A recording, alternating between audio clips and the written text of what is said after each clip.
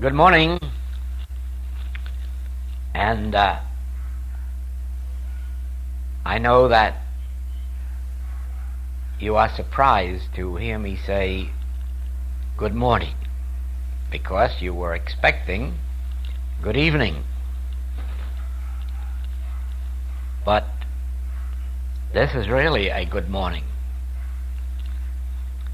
and this is a good morning in Hawaii.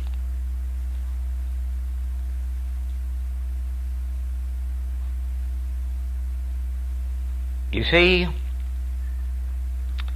you should be listening to the last evening of the Chicago closed class, which evidently was a very good lesson. It was so good that none of us noticed that we hadn't turned on the machine. And at the end,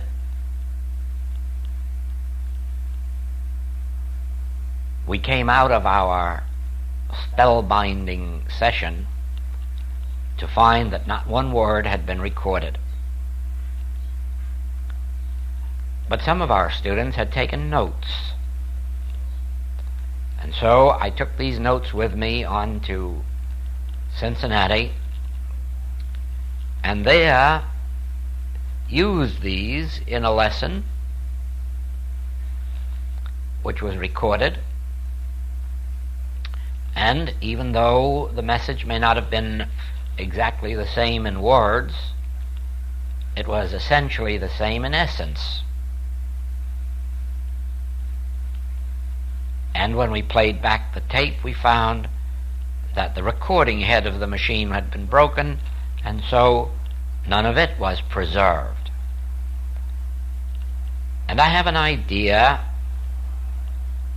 that the meaning of all this is that something more important than that lesson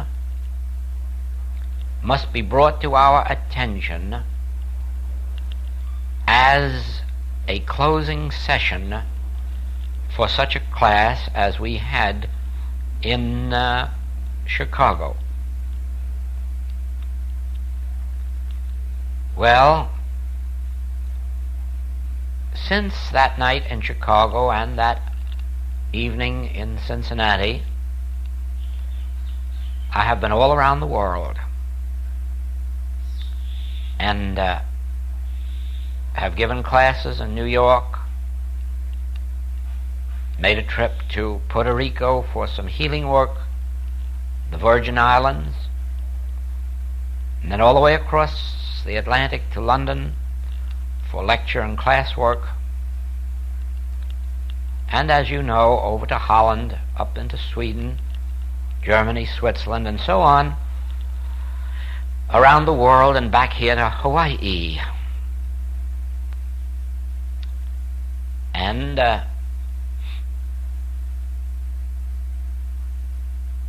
in my mail, I'm receiving continuous reminders that there is a blank side to this tape, and why not do something about it, and why not complete this tape? And I've had several reminders from Lorraine, and as you can well imagine, many more reminders from our Emma Lindsay out here in Hawaii.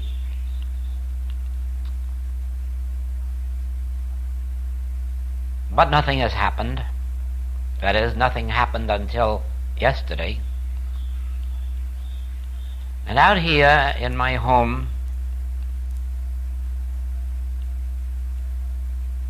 on a very peaceful, quiet day, Emma set up the machines and let me listen to the fifth night of the Chicago class. That is, that which is on the other side of this tape.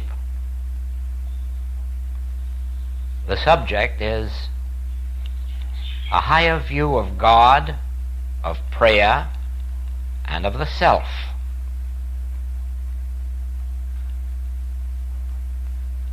And I would like you to know that listening to that tape has caused a tremendous movement of consciousness within me. So much so that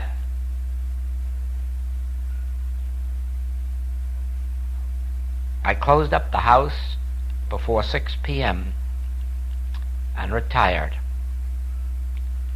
Not to sleep, because until 10 o'clock I just lie there in bed thinking upon what I had heard, pondering the depth of the message, wondering what effect it really would have on our students if they ever decided to put that tape into practice and attempt to demonstrate it. At 10 o'clock I got up and fixed myself a hot bowl of soup. Went back to bed and still couldn't sleep. It was after midnight. And the subject of this tape was still stirring me.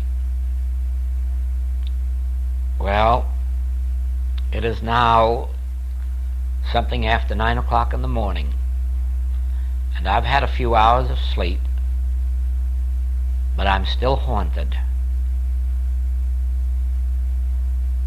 I'm still deep in meditation, and I don't seem able to throw off the effects of what I heard. I wonder how many of you, listening to the other side of this tape, have felt yourself stirred and moved from head to foot to such an extent that you never want to hear another word of truth in all your life. That your only hope is that you can demonstrate one tiny portion of this message. I know that the effect on me is that I want nothing more than to teach one more class on the subject of prayer, but on the subject of prayer as you already have it on this tape. But teach it in such a way that that which I feel in my soul, this deep stirring within me, so that it can translate itself to you, impart itself to you, so that you feel what I feel and know what I know, and then go on and demonstrate to the full capacity of your understanding.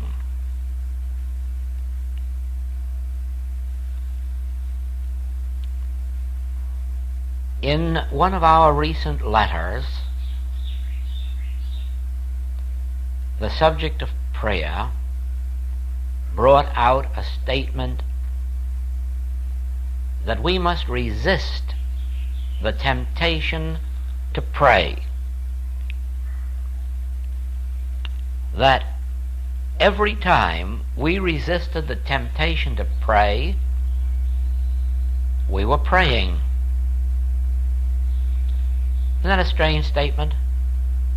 Every time we resist the temptation to pray, we are praying. How can that be?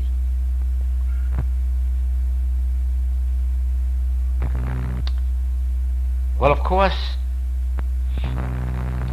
sitting out here in the islands, you very quickly become aware of things that in city life you miss.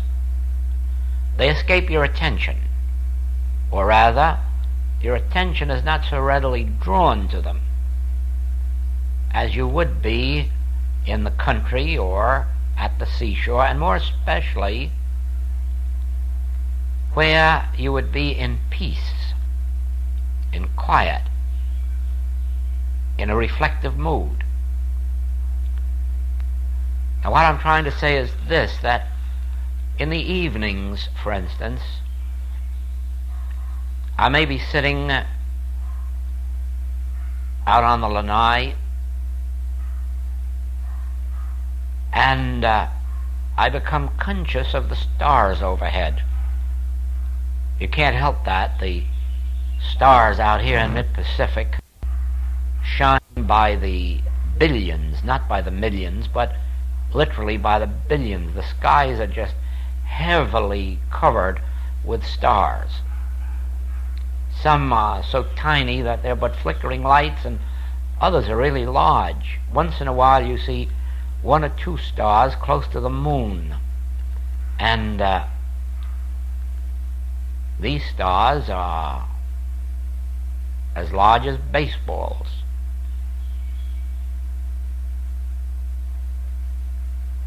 Right close to them is that brilliant moon.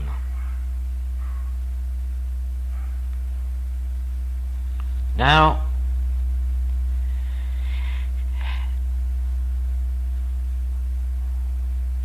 once in a while, something up there in that sky strikes you, and one of the things is this. Off at a certain angle, you see the Southern Cross. And if you are near the beach, along about 8 o'clock in the evening or 8:30, you first become aware of the Southern Cross leaning far to the left, leaning so far to the left that it's almost on its side. But as you watch, this cross gradually rises until it is standing straight up. And then you see this cross, as you would see a crucifix in a church or on a steeple, standing straight up with arms outstretched. But you're only watching that for a short while, and then you notice that this cross begins to lean to the right. And gradually it goes over on its side to the right until it disappears from view. Now, of course,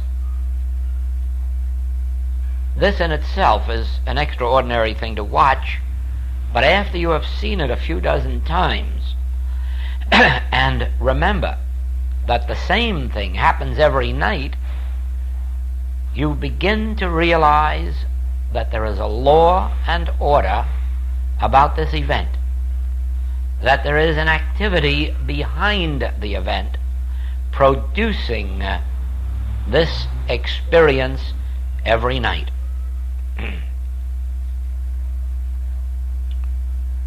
Well, so it is with the moonrise out here.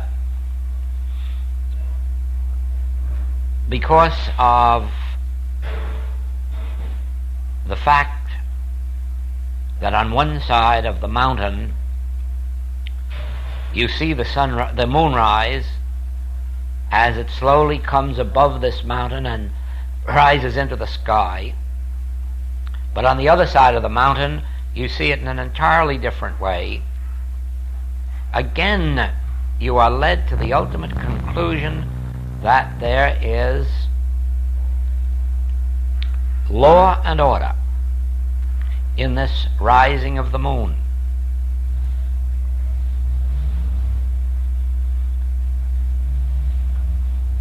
You hear that automobile going by? Well, we don't have that very often out here where I am. It just had to happen for your special benefit on this tape. Actually, this is one of the most quiet spots in all this island, and far away from any of its noises and tourist activities. Well, now, again, As you sit here by the beach, you're aware of this ebb and flow of the tides twice in 24 hours. The regularity of it, the orderliness of it, the beauty of it too. And of course, with the flowers, this is really a continuous miracle. Now, in pondering this, in connection with the word prayer, can you see, as I do, how sinful it would be to pray for the Southern Cross to rise in the sky, or to move from its left side to straight up, and from straight up to over on its right side, or to pray for the tide to come in or the tide to go out? Would it not seem sinful to pray for these beautiful flowers to bloom, when all one has to do is sit here and behold, and the miracles take place before your very eyes without desiring it, without any over-eagerness for it to take place, just beholding it, watching this great mystery of life unfold itself, disclose itself, reveal itself, all for your benefit and mine? Is it any wonder that Scripture sounds so wonderful when you hear that the heavens declare the glory of God, and the firmament showeth forth his handiwork? Isn't it a miracle that the great prophets of old saw that man needs do nothing about these great miracles except enjoy them, behold them, be grateful that there is a God, that there is an infinite wisdom, a divine love, and that it has created all these things for its own glory. Do you know a secret? That means for your glory and for mine. For God's only existence is as you and as me.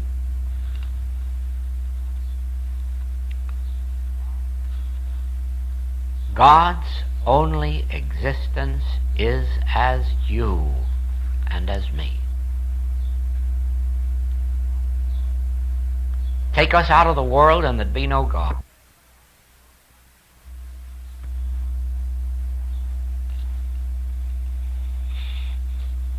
And so, this whole heaven and earth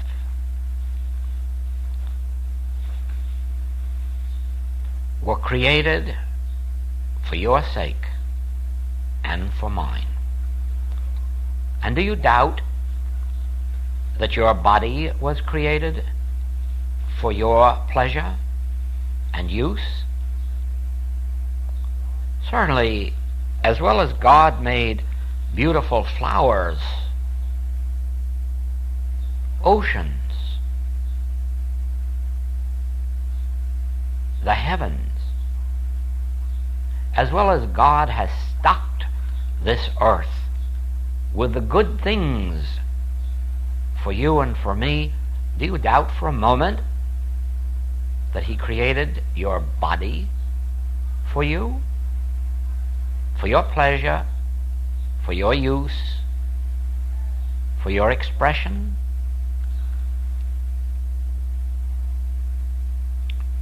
Now, we have seen before this that there is no use to pray for supply. This whole world is full of supply. Even if you wish to be as practical as to think in terms of meat and potatoes, vegetables, poultry, eggs, milk. You know there's an abundance, an overabundance of these things in the world. There's no use to pray for them. And of course, all of the materials for our clothing, wool, cotton, silk, and now these artificial materials. The world is overstocked with these. There's no use praying for them. Silver, gold, the world is overstocked with these. More silver, more gold, more platinum buried in the earth than man can ever use. No use praying for these. Fresh air, clear water, no use praying for these.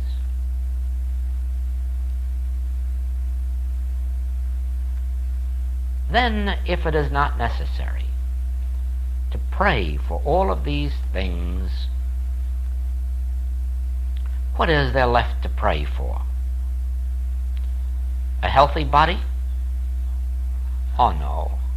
God couldn't have given us so much of His grace expressed in infinite supply without having also given us perfect bodies. There can be no use of praying about our bodies.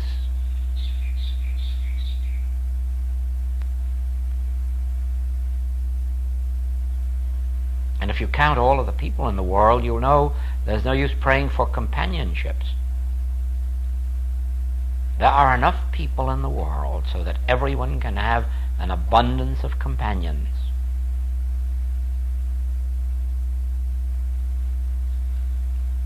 So you see, as you sit here watching the orderly processes of nature, or what we call nature, more especially after you have perceived the invisible activity of the Spirit as it appears outwardly as these harmonies of nature, as we have seen in the message of the infinite way, more then do you see the futility of praying for anything. Now you see, at first, this seems to wipe out prayer and the need for prayer. But that's only at first glance. Because something in your heart tells you that prayer is a glorious thing. That prayer is one of the most beautiful experiences on earth. Something within you tells you that prayer must be the very voice of God, the very atmosphere of God, the very consciousness of God. Something within you tells you that prayer is a sacred thing. It has even told me that prayer is a secret thing. I have understood what the Master meant when he said that we must pray in secret, that we should not pray to be seen of men, that we should not gather in places where men can see us pray, but that we must retire into a sanctuary, an inner sanctuary, a secret place of the Most High, the 91st Psalm calls it, and there pray. But not pray for things, but not pray for conditions, not pray to or for. Just pray. Just pray. Our Father, which art in heaven, hallowed be thy name. I live in thy grace, and thy grace lives in me. The Lord is my shepherd. Because the Lord's grace is my sufficiency. The Lord cares for me as the Lord cares for the sun, the moon, the stars, the plants, and the planets. I live and move and have my being in God's order, in God's grace. God must love his Son, that he created this whole world for his Son, for you and for me. It's more wonderful to me to know that God loves me than to know that I love God. Perhaps I only love God because God loves me.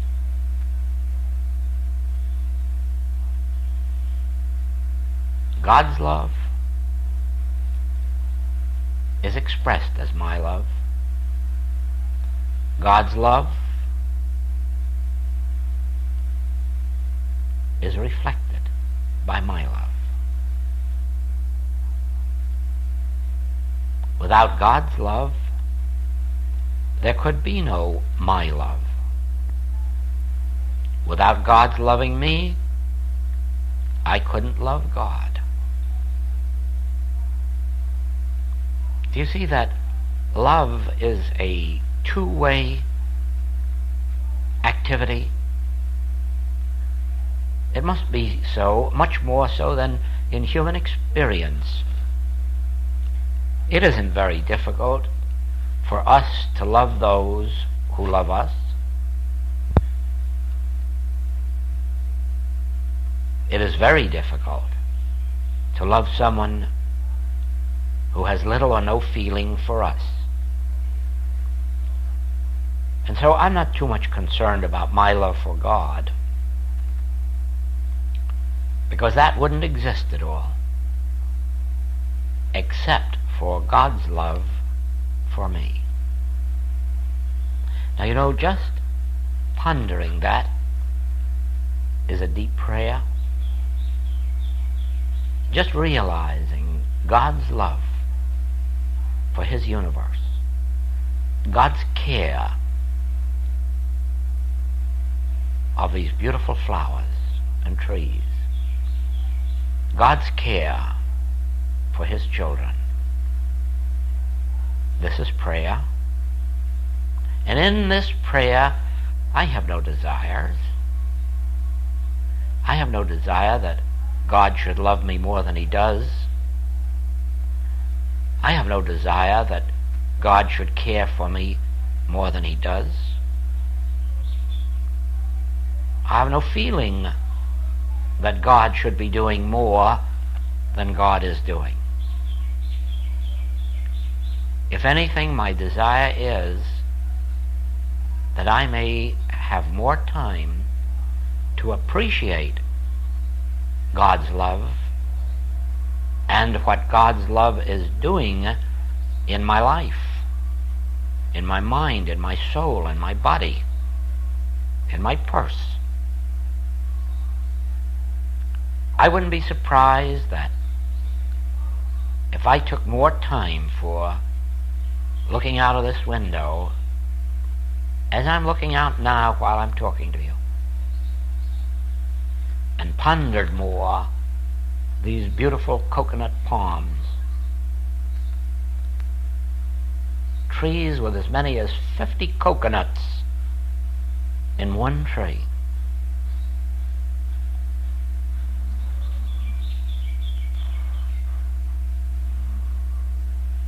Flowers out here in infinite form and color, and variety, and the steady flow of the ocean. I think if I took more time to realize that none of this would be but for the love of God for His Son, that He has given the sun that we might have light, that He has given us the moon that we might have light by night, that He has given us this ocean that we may travel, that we may be fed. He has given us these breezes that we may be cooled. And you know, right out there in that salt ocean, there are springs of fresh water. Actually, springs of fresh water bubble up through the sand right in that saltwater ocean. Oh yes, there are places where kids dive down and drink fresh water right while swimming in the saltwater ocean. Seems impossible, doesn't it? But God has provided for our every need. Prayer is a most wonderful thing when it is a contemplation of the beauties of God, of the bounties of God. Prayer is a most wonderful thing when it is a contemplation of the activity of God in our experience, or the activity of God in the experience of the world. Prayer of contemplation. This makes one a contemplative. And yet, can you not see that it doesn't take you out of the world? It really doesn't mean that you have to leave the world to contemplate God's grace. You can just take a spare hour or two on Saturday afternoon or Sunday morning, or an evening, or perhaps even retire at 8 or 9 at night and get up at midnight and go out for a walk, or 2 o'clock or 3 o'clock in the morning. Go out for a walk. Go somewhere where you can see the sky or the sea or a lake and contemplate. Be a contemplative. Be in prayer. Be in communion with God. And then very quickly you will understand why it has been given to me to see that desire is a sin. Unless the desire is for a greater contemplation of God and the things of God and the thoughts of God. For God's thoughts are certainly not our thoughts. And I'm sure you know that our thoughts could never be God's thoughts. No, no. We think too highly of God to believe that God could ever be guilty of some of our thoughts. And so we know that our thoughts are not God's thoughts. But there's no reason why God's thoughts cannot become our thoughts if we become contemplatives, if we learn to contemplate as a form of prayer rather than desire.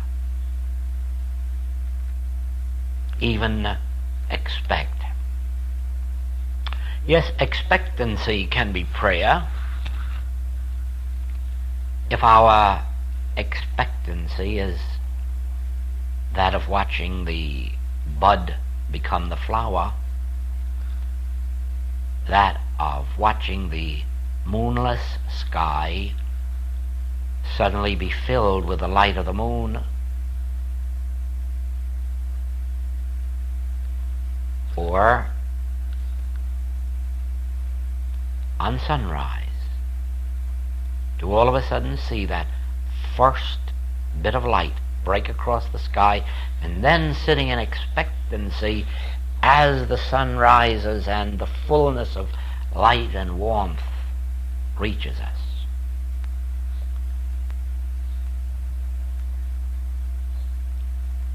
But when expectancy is that God shall move outside of its orbit to obey our direction, supplications, personal desires, then prayer becomes a sin.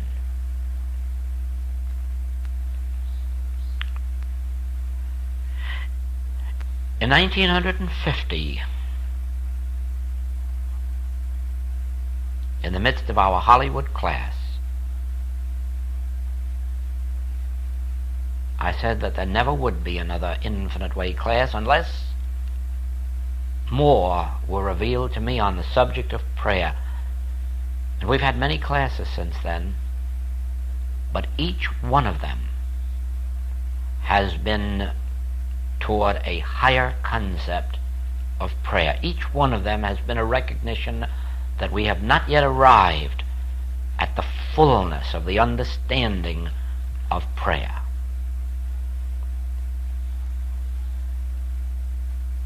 I know now that prayer is my only contact with God. I know now that it is only through prayer that the beauties and the activities and the joys, the grace of God can reach me.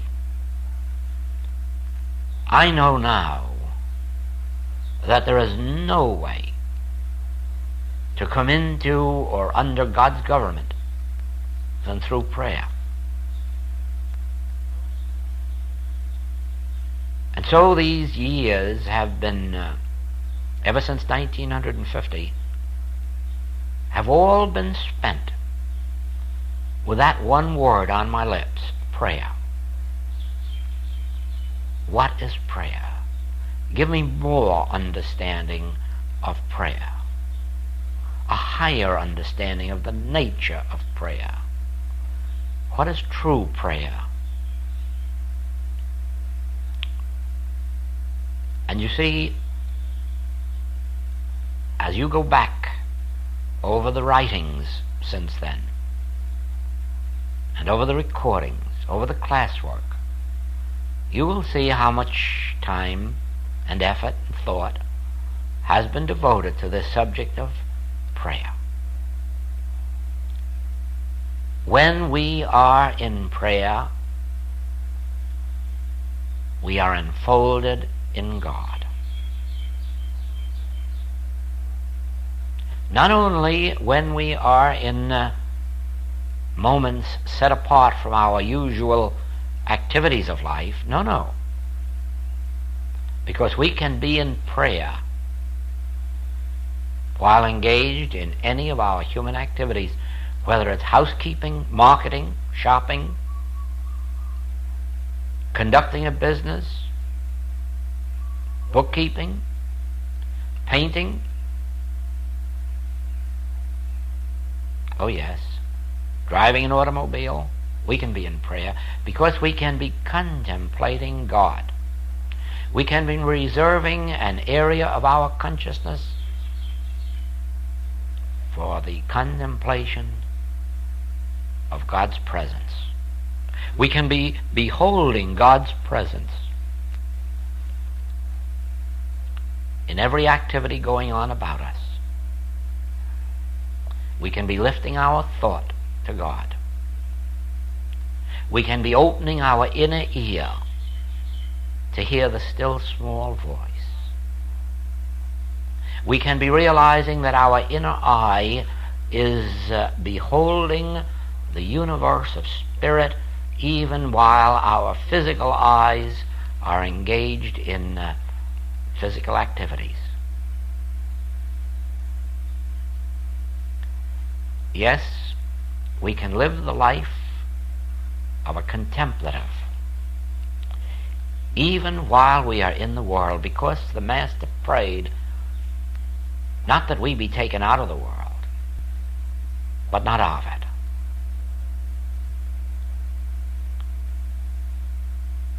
Prayer. The higher concepts of prayer. Prayer in which we no longer turn to God for anything but the joy of basking in His presence, in His grace, in His love. Prayer in which we contemplate the infinite ways that God has of loving us, of loving us. Don't be concerned about your love for God. That will follow in a normal and natural way, and you'll give expression to it. It may not be with words. It may not be with words. It isn't always those who tell us much of their love for us who really love us the most. Actions speak louder than words. Don't give too much thought about your love for God. Contemplate God's love for you. Contemplate God's love for His kingdom. See the manifold ways, the infinite forms of God's love for His creation. Yes, contemplate God's love. See how in God's love there is no criticism, there is no judgment, there is no condemnation. There are no yesterdays. Isn't it wonderful to know that in God's love there are no yesterdays? God's love is flowing now. It cannot withhold itself. It cannot give itself. God's love is a state of is, a state of being. And we are realizing it. We are feeling it. We are contemplating it. We are pondering. We are meditating upon God's love and in God's love and through God's love until God's love so permeates our consciousness that we no longer pray. We are only aware of being in prayer.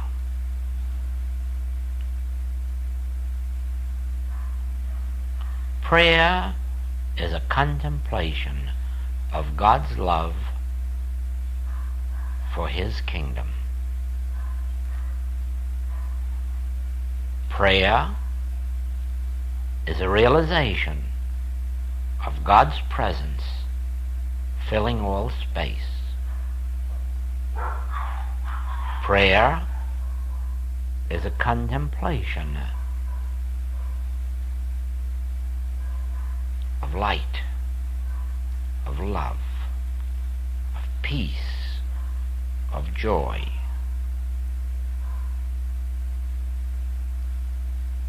Prayer is an inner stillness and a silence. Prayer is a refraining from much thought. Prayer is a refraining from desire.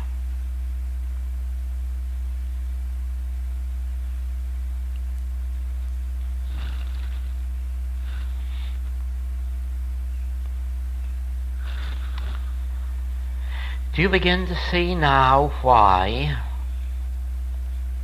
whatever message there was, on this side of the tape was twice obliterated. It was so that our attention could be drawn again and again to the other side of this tape, so that our attention might be centered on the fact that we already had revealed to us a higher concept of prayer, and that we mustn't race ahead too fast, but that we must return again and again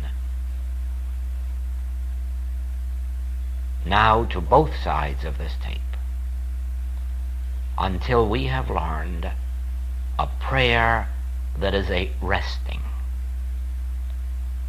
a prayer that is a contemplation, a prayer that is an inner communion,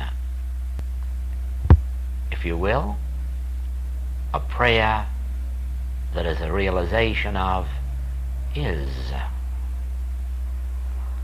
God's grace is my sufficiency in all things. God's love is enveloping me and this universe. God's peace is upon this world. The Lord is my shepherd. I shall not want. The Lord is leading me beside the still waters. Yes, wherever I am, the Lord is. Even sometimes when I make my bed in hell, Thou art there. And should I walk through the valley of the shadow of death, Thou art there. My prayer is this holy contemplation that where Thou art, I am. That where I am, Thou art. That I am ever with Thee, as Thou hast said, Son, Thou art ever with me, and all that I have is Thine, all that I have is Thine. I, that I in the midst of You, that I in the midst of me. My prayer is a contemplation of is. God is. Life is. Love is. Joy is. In Thy presence is the fullness of life. In Thy presence is the fullness of life. Only in Thy presence is the fullness of life. Now, I know how to pray. And my prayer is an outflowing of gratitude, an outpouring of gratitude that Thou art, that I am, that all Thou art, I am.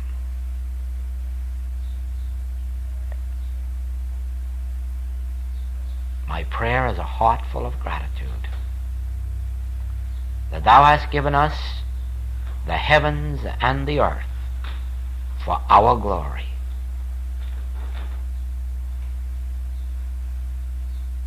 And perhaps I can even be grateful that there are still greater blessings in prayer than I have ever dreamed of before. Perhaps there are greater depths of prayer than I have ever known. Perhaps there are greater blessings to come from prayer and through prayer than any I have ever experienced. But this I know: prayer is contemplation. Prayer is beholding. Prayer is witnessing God's grace. And now, even though it is Friday morning, and the beautiful sunshiny Friday morning in Hawaii, perhaps the time has come for me to say adieu on the last evening of our Chicago class in 1954.